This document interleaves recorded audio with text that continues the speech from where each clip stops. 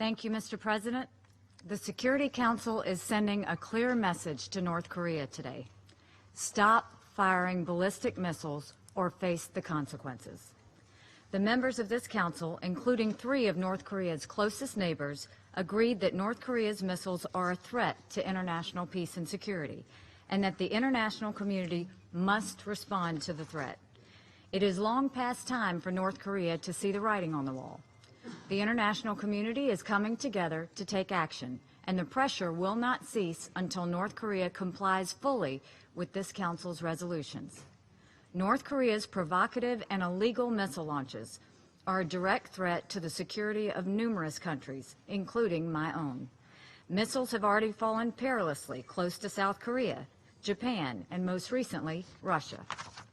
Each North Korean rocket has the potential to hit an airplane or ship, which threatens civilian lives. Each test ratchets up tensions in the region. But despite all the risks and the sanctions this Council has imposed so far, North Korea still chooses to keep escalating. The reason that North Korea keeps launching these missiles is obvious. They openly say they want the ability to deliver their weapons of mass destruction over long distances to U.S., South Korean, and Japanese cities. That is why the regime's ballistic missile tests are increasing.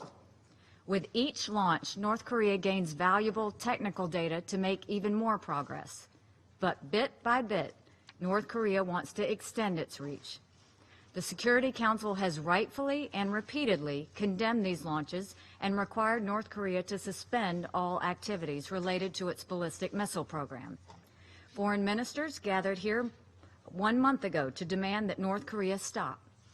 Today's resolution shows that these were not just words. The United States will work tirelessly to make sure that the international community never gets used to North Korea's violations or looks the other way. And North Korea must understand that the international community will never accept the regime's development and testing of nuclear weapons. Until North Korea reconsiders, all UN member states must do their part to increase pressure. North Korea is a global threat that requires a global response. There is still a lot of room to improve implementation of this Security Council's sanctions on North Korea. This is why the United States renews its call on responsible states to sever diplomatic ties and cease illegal trade with North Korea. Countries must also do more to break up North Korean smuggling rings and cut off the sources of funding North Korea uses to pay for the development of weapons of mass destruction and the means to deliver them. The United States will continue to seek a peaceful, diplomatic resolution to this situation.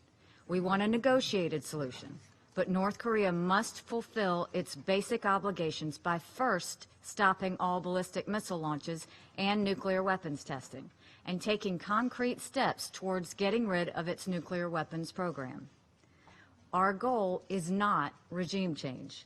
The United States has no wish to threaten the North Korean people or destabilize the Asia-Pacific region.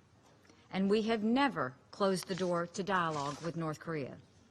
But as we have said before, all options for responding to future provocations must remain on the table. Beyond diplomatic and financial consequences, the United States remains prepared to counteract North Korean aggression through other means, if necessary. The United States is fully committed to defending ourselves and our allies against North Korean aggression. It is again up to North Korea to decide whether to stay on this dangerous path. As the Security Council showed today, future missile launches and nuclear tests are absolutely unacceptable. We hope North Korea sees this response and chooses a more constructive path towards stability, security, and peace. Thank you.